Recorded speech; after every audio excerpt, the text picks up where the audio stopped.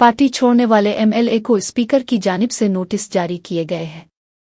ये कार्रवाई supreme court के फैसले के मुताबिक की गई है। इब्तिदा में स्पीकर गुड्डम प्रसाद ने 5 एमएलए को नोटिस भेजे। नोटिस हासिल करने वाले एमएलए को स्पीकर दफ्तर में पेश होने की हिदायत की गई है। स्पीकर उनसे वजाहत तलब करेंगे कि उन्होंने पार्टी क्यों छोड़ी। वजाहत के बाद स्पीकर कानूनी कार्रवाई के अगले मराहिल का फैसला करेंगे। बाद में स्पीकर बाकी एमएलए को भी नोटिस भेजेंगे। ये इक़दामात सियासी नज़्म और ज़ब्त कायम रखने के लिए किए जा रहे हैं। स्पीकर का मकसद पार्टी की वफादारी और आईनी हुदूद को यकीनी बनाना है। इस मामले पर तमाम एमएलए को शफाफ और कानूनी अमल के तहत जवाब देना होगा। गुद्दुवाल के एमएलए बंदिल करिशन मोहन रेड्डी ने वजाहत दी है कि वो बीआरएस पार्टी में ही हैं और कांग्रेस में शामिल नहीं हुए। उन्होंने कहा कि पार्टी छोड़ने या तब्दील करने का कोई इरादा नहीं है। करिशन मोहन रेड्डी ने अपने हल्के की तरक्की के लिए वज़ीर आला रेवंत रेड्डी से मुलाकात की। उन्होंने कहा कि मुलाकात का मकसद सिर्फ अवामी फलाह और बहबूद के मंसूबों पर बातचीत थी। पार्टी बदलने वाले एमएलए को स्पीकर की जानिब से दिए गए नोटिस पर भी वजाहत दी। उन्होंने यकीन दिलाया कि वो पार्टी की पॉलिसियों और उसूलों के मुताबिक काम कर रहे हैं। एमएलए ने अवाम के मुफाद को अपनी अव्वलीन तरजीह करार दिया। उन्होंने सियासी क़ियास आराइयों को मुस्तरद किया और मीडिया से शफ़ाफ रिपोर्टिंग की अपील की। गुद्दुवाल हल्के में तरक्याती कामों पर मुसलसल तवज्जो देने का अहद किया। ये बयान हल्के में सियासी वजाहत और शफ़ाफियत फराहम करने के लिए सामने आया है। मौसम की दुरुस्त पेशगोई के लिए हमारे पास काफ़ी डेटा मौजूद नहीं है। GHRA के कमिश्नर रंगनाथ ने इस बात का इजहार किया। उन्होंने कहा कि मौजूदा सतह पर सिर्फ महदूद डेटा की बुनियाद पर पेशगोई करना मुश्किल है। डेटा बढ़ाने के लिए ज़मीनी सतह पर स्टेशंस की तादाद में इजाफा ज़रूरी है। इससे मौसम की दुरुस्त पेशगोई मुमकिन हो सकेगी। कमिश्नर ने शहरियों को भी मोहतात रहने की हिदायत दी। उन्होंने कहा कि जदीद टेक्नोलॉजी के इस्तेमाल से भी पेशगोई बेहतर बनाई जा सकती है। हुआ बारिश और दर्जा हरारत के मुकम्मल डेटा की ज़रूरत है। मज़ीद ज़मीनी स्टेशन से कुदरती आफात से कबल बेहतर अलर्ट दिया जा सकेगा। कमिश्नर ने हुकूमत से सरमायाकारी बढ़ाने की अपील की ताकि मौसमी डेटा की कमी दूर की जा सके। మనం వెదర్ ఫోర్కాస్ట్ చేయడానికి డేటా సఫిషియెంట్గా లేదు. బేసికల్గా డేటా అనేది పెంచాల్సిన అవసరం ఉంది. సో డేటా పెంచాలంటే గనక చాలా సర్ఫేస్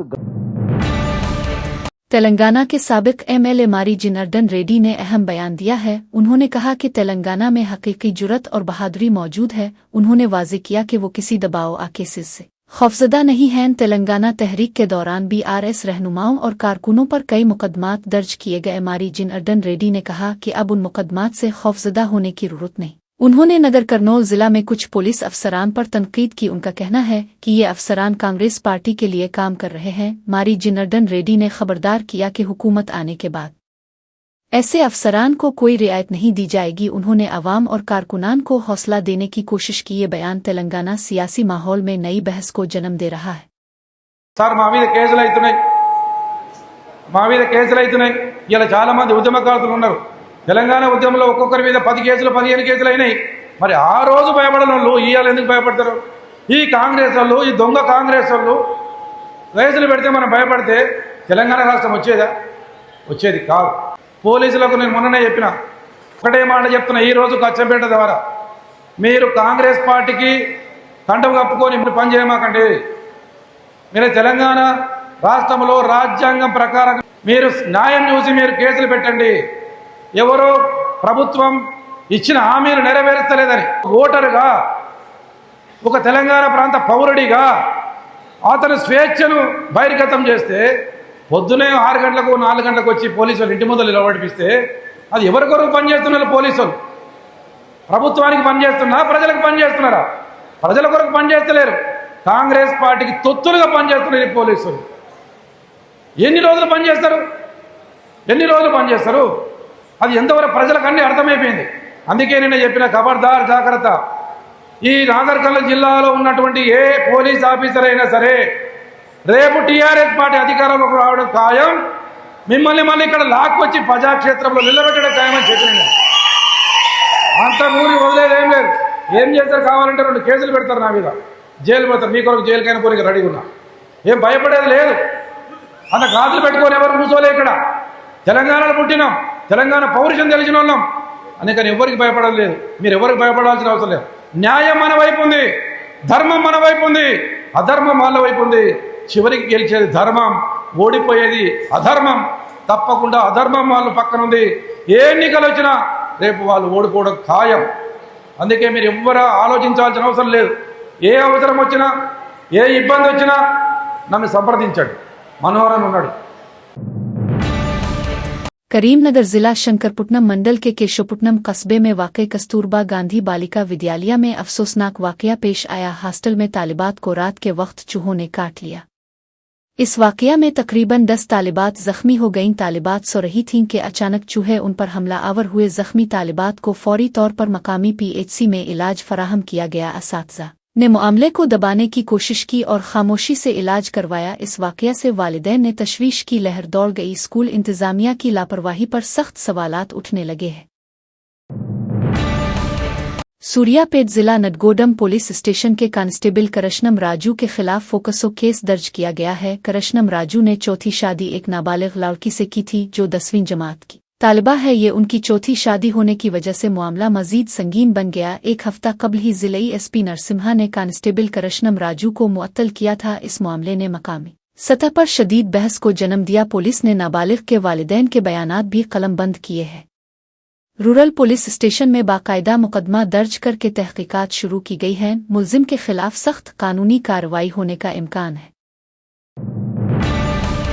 विजयवाड़ा में TDP और BJP के दरमियान तसादुम का वाकया पेश आया। वन टाउन सेंटर में TDP रहनुमा माइलवरपो वीराबाबू और BJP शहर के सदर इदूर श्रीराम के दरमियान झगड़ा हुआ। BJP रहनुमाओं ने गुस्से में आकर TDP रहनुमा पर हमला किया। BJP के कारकुनों ने टूटे फूटे बोतलों के साथ वीराबाबू पर दबाव डाला। वाकया के दौरान माहौल सख्त कशीदा रहा। मकामी लोगों ने पुलिस को फौरी इत्तला दी। झगड़े के बाद दोनों पार्टियों के कारकुनान में सख्त तलखी पैदा हो गई। पुलिस ने मौके पर पहुंचकर सूरत-ए-हाल को काबू में लाने की कोशिश की। दोनों पार्टियों ने एक दूसरे पर इल्जाम आयद किया। ये वाकया शहर में सियासी कशीदगी को बढ़ा रहा है और मजीद चौकसी की जरूरत है।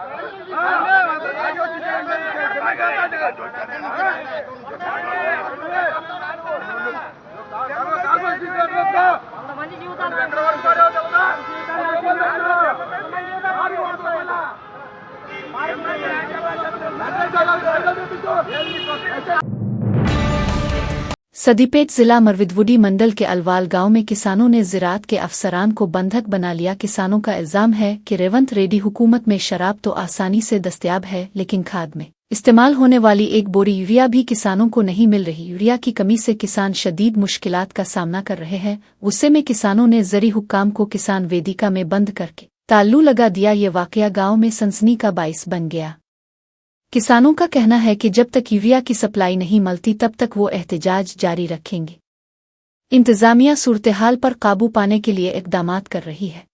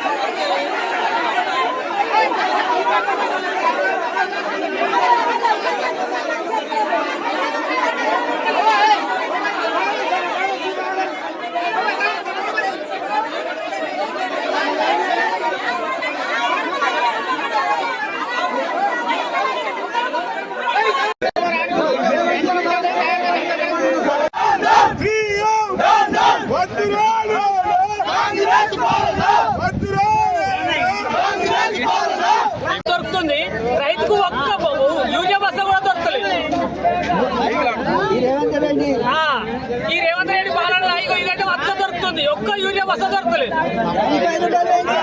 అప్పుడు 5 గంటలకు వచ్చి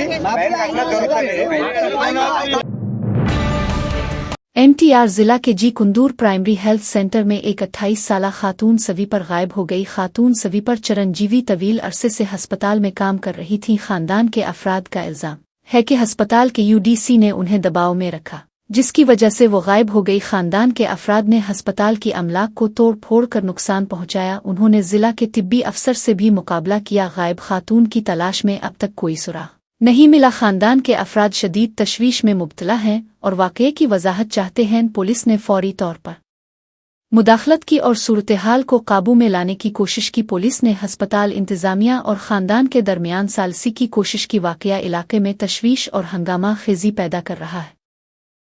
ఏమైందో తెలుసు, మాకన్నా ముందు వాళ్ళకి తెలియబట్టే ముందే పోలీసులను తీసుకొచ్చుకున్నారు. ఇక్కడికి ముందే పోలీసులు వచ్చేసారు, గబా గబా అల్లేసుకున్నారు, డ్రామా అల్లేశారు.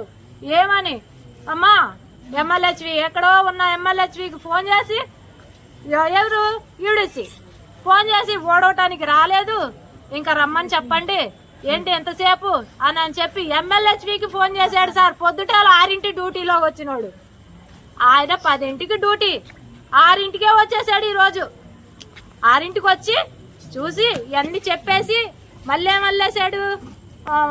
లేదు ఇక డ్యూటీ చేయలేదు, అమ్మే రాలేదు డ్యూటీకి అని చెప్పేసి మొత్తానికి అల్లేశాడు. సార్ వచ్చేళ్ళకే ఏ మా అమ్మ మా తమ్ముడు మా నాన్న వచ్చేళ్ళకే పోలీసు వాళ్ళని అట్టి పెట్టుకుని కూర్చున్నారు. సార్ వీళ్ళు పోలీసు వాళ్ళని అట్టి పెట్టుకున్నారు. ఇంకేం చేయాలి సార్? మనిషి వద్దా? మనిషి ప్రాణం వద్దా? పొద్దున్న వెళ్ళిపోయారు సార్. పొద్దున్న నాకు 6:30 నుంచి మా అమ్మ ఫోన్ కలవలేదు. పొద్దున వరకు నైట్ అంతా డ్యూటీలోనే ఉంది సార్. నైట్ అంతా డ్యూటీలోనే ఉంది. పొద్దున్న 6 వచ్చాడంట UDC. 10 డ్యూటీ చేసేవాడు 6 వచ్చేసాడు. 6 డ్యూటీకి వచ్చి మరి ఏం మాట్లాడాడో మా ఆ స్టాఫ్ నర్సుని అడిగితే ఆమె చెప్పిన సమాధానం ఏం మాట్లాడుకున్నారో నాకు తెలీదు. నా దగ్గర కాల్ రికార్డు కూడా ఉంది. ఆవిడ చెప్పిన సమాధానం నా దగ్గర ఉంది. నాకేం మాట్లాడుకున్నారో నాకు తెలియదమ్మా. మాట్లాడుకున్నారు కానీ ఏం మాట్లాడుకున్నారో నాకు తెలియదు. మాట్లాడుకున్నారని చెప్తుంది. మాట్లాడారని చెప్తారు సార్. वरंगल फोर्ट रोड पर आधी रात के वक्त एक रेस्टोरेंट में SI ने गैस सिलेंडर ले जाने की कोशिश की। रेस्टोरेंट काफी वक्त से बंद था, जिस पर एक बुजुर्ग खातून ने सवाल किया कि अब सिलेंडर क्यों ले जाया जा रहा है। इस पर पुलिस अफसर ने गुस्से में आकर खातून पर हाथ उठाया और गालियों का इस्तेमाल किया। खातून के बेटे ने अपनी मां को मारने पर एहतजाज किया। SI ने बेटे पर भी हमला कर दिया। वाकया की शिकायत मुतासरीन ने मिल्स कॉलोनी पुलिस स्टेशन में दर्ज करवाई। इस वाकये ने इलाके में शहरियों में खौफ और गुस्सा पैदा कर दिया। पुलिस की जानिब से इब्तिदाई कार्रवाई और तहकीकात का आगाज किया गया है। मुतासरीन इंसाफ और SI के खिलाफ कार्रवाई के मुतालबे पर इसरार कर रहे हैं। ये वाकया पुलिस के रवैये और अवामी तहफ़्फ़ुज़ के मसले को उजागर करता है।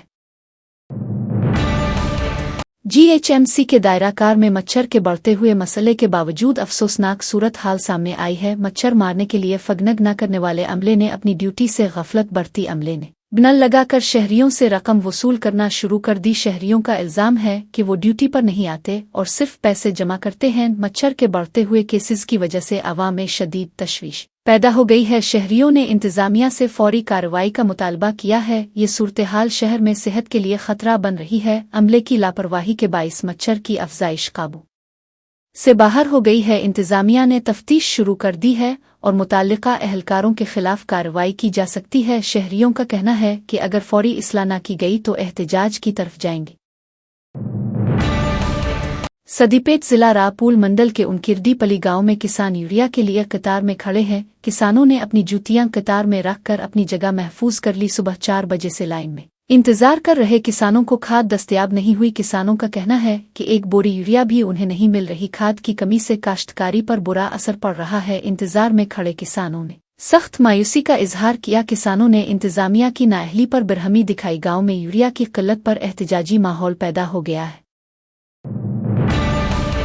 राजमुंदरी के सरकारी अस्पताल में शदीद अंधेरा छा गया। अस्पताल में बिजली कट होने की वजह से तमाम लाइट्स बंद हो गईं। जनरेटर भी दस्तयाब नहीं था। जिससे सूरत-ए-हाल मजीद खराब हो गई। मरीजों को फ़ोन की रोशनी पर इलाज कराने पर मजबूर होना पड़ा। बाज़ मरीज और अहलखाना मोबाइल फ़ोन की रोशनी से अपने बेड पर विराजमान थे। अस्पताल में ड्यूटी पर मौजूद अमले के लिए काम करना मुश्किल हो गया। अंधेरे की वजह से तिब्बी सहूलियात मुतासिर हुई। मरीजों की हिफाजत और इलाज के लिए फौरी इक़दामात की ज़रूरत है। लोकल इंतज़ामिया ने सूरत-ए-हाल को संजीदगी से लेते हुए जांच का आगाज किया। ये वाकया अस्पताल की बुनियादी सहूलियात की कमी को उजागर करता है और फौरी हल का मुतालबा पैदा कर रहा है।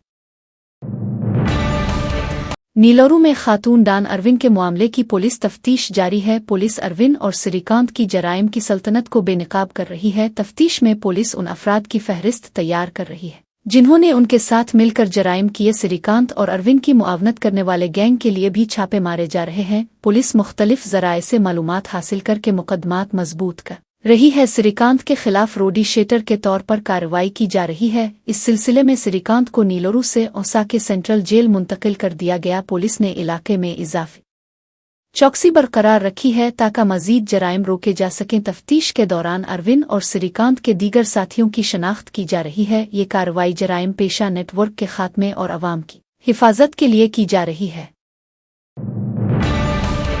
करीमनगर जिला के हुजूराबाद कस्बे में आवारा कुत्तों पर काबू पाने के लिए म्यूनिसिपल हुक्काम ने इक़दामात शुरू किए हैं। हुक्काम ने कुत्तों को पकड़ने के लिए बिहार से खुसूसी टीमें मंगवाई। टीमें मुख्तलिफ इलाकों में घूमकर आवारा कुत्तों को पकड़ रही हैं। पकड़े गए कुत्तों को एनिमल बर्थ कंट्रोल सेंटर मुंतकिल किया जा रहा है। सेंटर में कुत्तों की नसबंदी स्टरलाशन की जा रही है। इसके बाद कुत्तों को वैक्सीन दी जाती है ताकि बीमारियों का फैलाव रुका जा सके।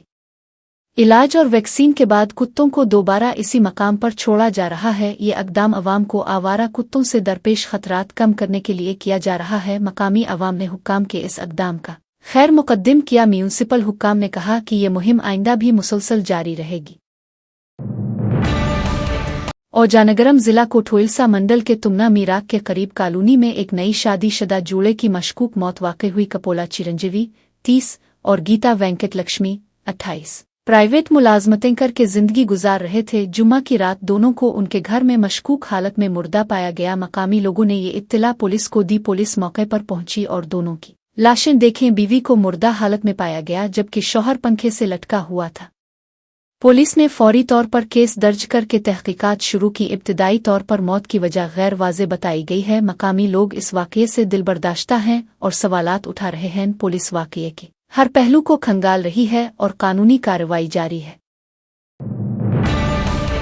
कर्नाटक कांग्रेस के एमएलए वीरेंद्रा के खिलाफ केस दर्ज कर लिया गया है। ईडी ने वीरेंद्रा पर बैटिंग एप्स चलाने का इल्जाम आयद किया है। वीरेंद्रा को संकम रियासत के गुंटू के इलाके में गिरफ्तार किया गया। गिरफ्तारी के वक्त ईडी के एहलकारों ने इसके कब्जे से 12 करोड़ रुपए नकद हासिल किए। इसके अलावा 6 करोड़ रुपए के सोने की मालियत जब्त की गई। ईडी ने गैर मुल्की करेंसी भी अपने कब्जे में ले ली। ये कार्रवाई करप्शन और गैर कानूनी आमदनी के खिलाफ की गई है। वीरेंद्रा के खिलाफ कानूनी कार्रवाई का सिलसिला जारी है।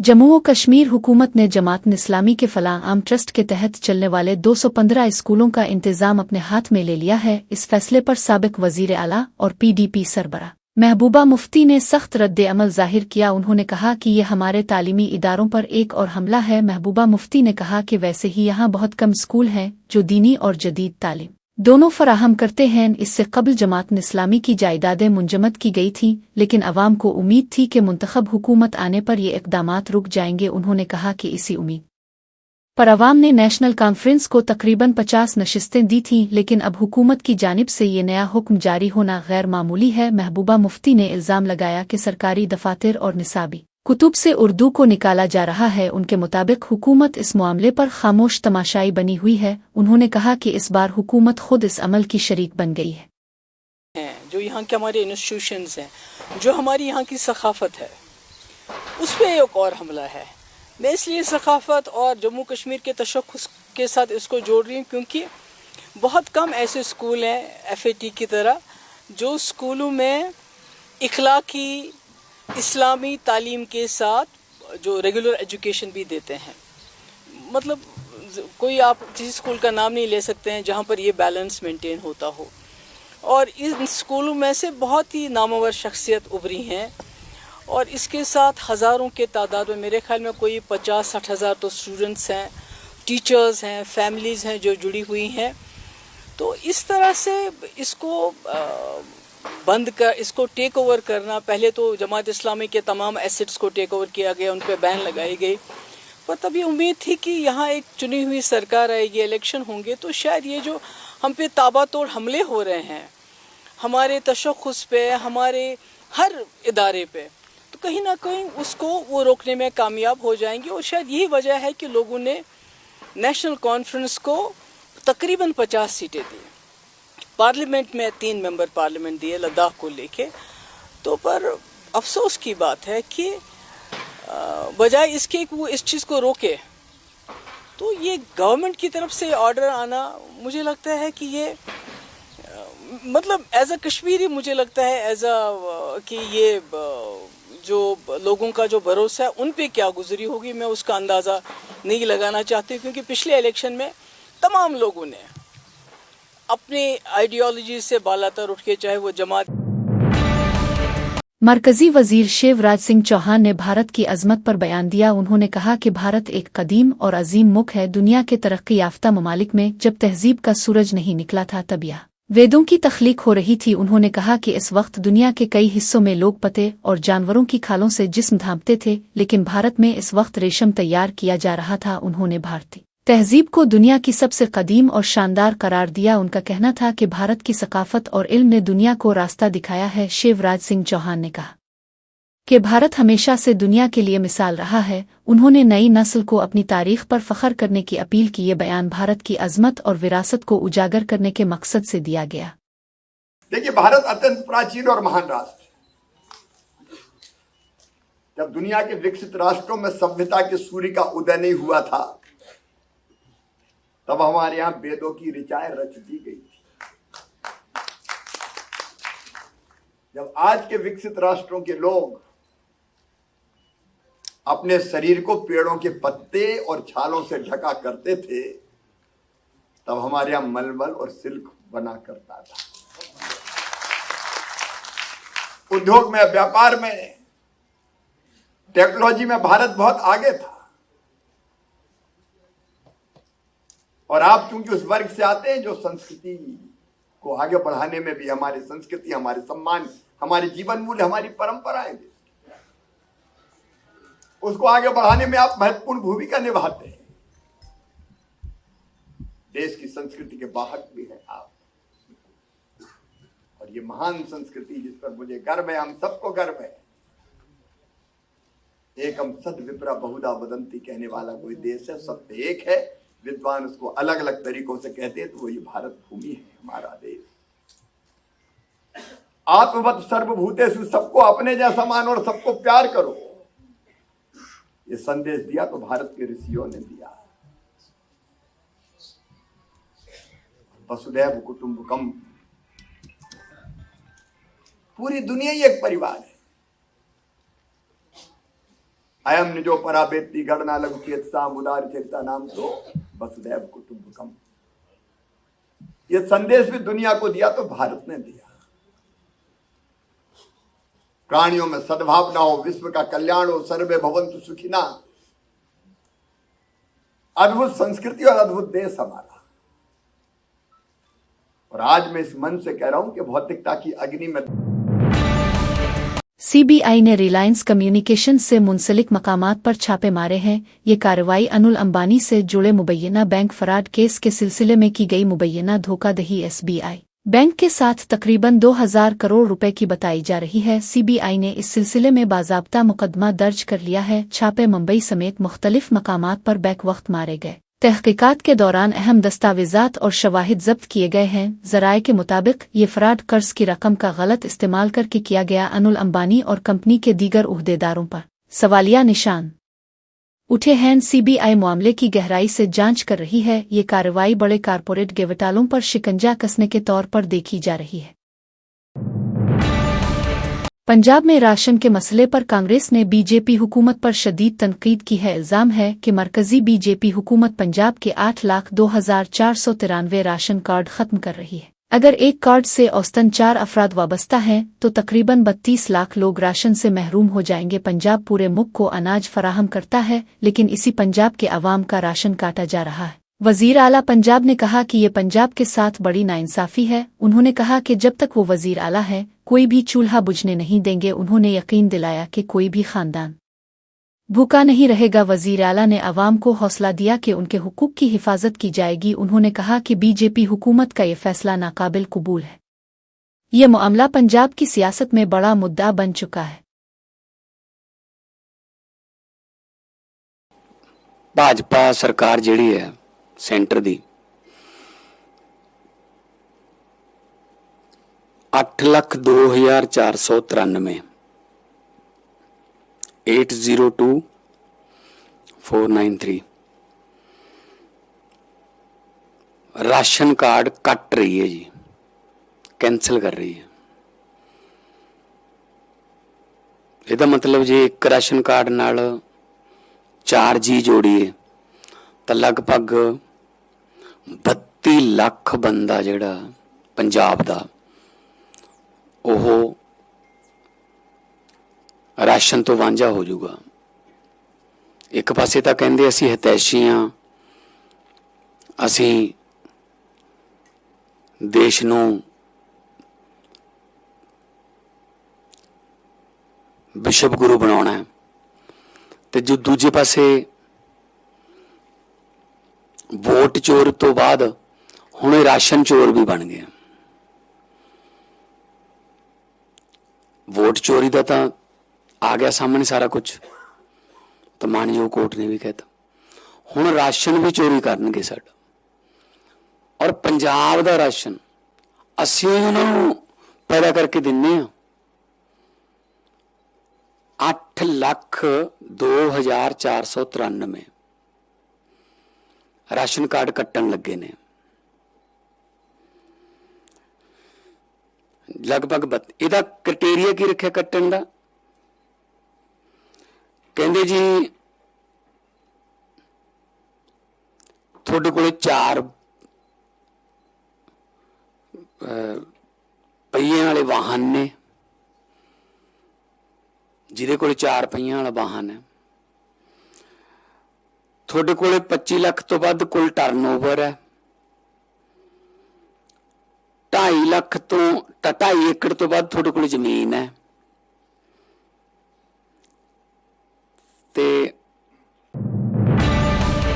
कांग्रेस के अक़लियती महाज के चेयरमैन इमरान प्रतापगढ़ी ने बीजेपी हुकूमत पर सख्त तनकीद की है। उन्होंने कहा कि ये अवाम के हुकूक छीनने की आखिरी कोशिश है। अगर बीजेपी इसमें कामयाब हो गई तो अवाम का वोट देने का हक छीन लिया जाएगा। उन्होंने खबरदार किया कि वोट का हक छीनने के बाद कोई सरकारी स्कीम का फायदा नहीं मिलेगा, ना पानी मिलेगा, ना खाद मिलेगी, ना सड़कें बनेगी और ना ही बच्चों को उनका हक मिलेगा। उन्होंने इल्जाम लगाया कि ये हुकूमत ख्वातीन, नौजवानों, किसानों और गरीबों की दुश्मन है। इसी के साथ उन्होंने कहा कि हुकूमत कबायलियों और अक़लियतों को भी निशाना बना रही है। इमरान प्रतापगढ़ी ने अवाम से अपील की कि वो मुत्तहिद हो जाएं। उन्होंने कहा कि अवाम को इस हुकूमत को इक़्तिदार से बेदखल करना होगा। उनका बयान बिहार की सियासत में बीजेपी के खिलाफ बड़ा हमला माना जा रहा है।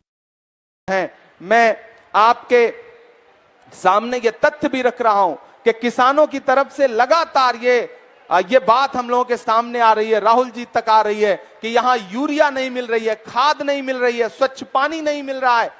कुल मिलाकर के आप यहां का जनजीवन देखेंगे, यहां के लोगों का जीवन यापन देखेंगे तो आप ये पाएंगे कि वो लोग जो एक तरफ उनसे कहा जा रहा है कि अपने प्रमाण पत्र लेकर के आप जाइए और अपना SIR करवाइए, यानी कि गहन समीक्षा करवाइए। मैं बिहार की जनता से भी कहना चाहता हूं, यह आपके अधिकारों पर डाका डालने की अंतिम कोशिश है। अगर इसमें यह सरकार कामयाब हो गई, अगर आपके मताधिकार छीन लिए गए, अगर आपका वोटर लिस्ट से नाम काट दिया गया, तो आप किसी सरकारी सुविधा को नहीं पा सकेंगे, उससे महरूम हो जाएंगे। इसलिए मैं यहां की जनता को भी यह कहता हूं कि आप सजग रहिए, आगाह रहिए। वोट कटने का मतलब है, मतदाता सूची से नाम कटने का मतलब है सरकार का पूरी तरह आपके अधिकारों के प्रति उदासीन हो जाना। जब सरकार को यह लगता है कि हम वोट चोरी करके सरकार बना लेंगे तो वो आपके बच्चों को रोजगार क्यों देगी? आपके गुस्से से उसे कोई मतलब ही नहीं रह जाएगा। आपको सड़कें नहीं मिलेंगी, आपको राशन नहीं मिलेगा, आपको यूरिया नहीं मिलेगी, आपको साफ पानी नहीं मिलेगा, आपके बच्चों के तन के लिए कपड़े नहीं मिलेंगे, आपको आपके खेतों के लिए कोई भी उर्वरक नहीं मिलेगा। इसलिए मैं सीमांचल, कोसी और बिहार की जनता से भी ये कहता हूं कि ये किसानों के दुश्मन हैं, ये नौजवानों के दुश्मन हैं, ये महिलाओं के दुश्मन हैं, ये अति पिछड़ों के दुश्मन हैं, पिछड़ों के दुश्मन हैं, मुसलमानों के दुश्मन हैं, अल्पसंख्यक समाज के बाकी साथियों के दुश्मन हैं, आदिवासियों के दुश्मन हैं और गरीब अगड़ों के भी दुश्मन हैं। इसलिए मैं आप सबसे अनुरोध करूंगा, बिहार की जनता से, मीडिया के माध्यम